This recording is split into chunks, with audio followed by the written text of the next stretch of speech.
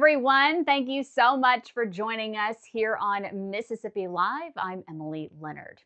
Tupelo Regional Airport's terminal is getting its first major renovation since 2007. Yeah, it's been more than a decade.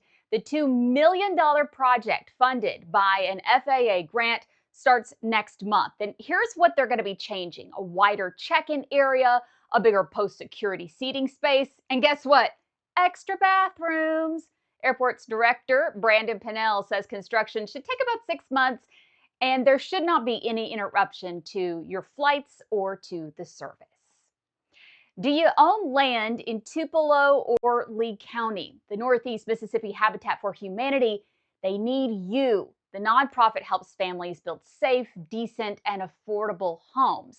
But they can't do it without one major thing: land.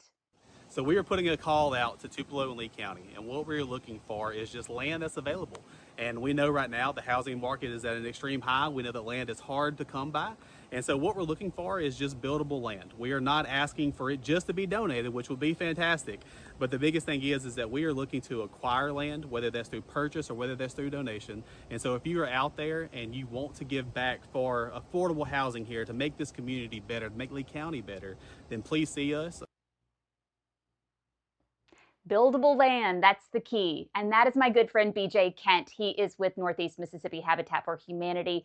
Give him a call if you do have some land, 662-842-4675. You can also send him an email, bj@nemshabitat.com.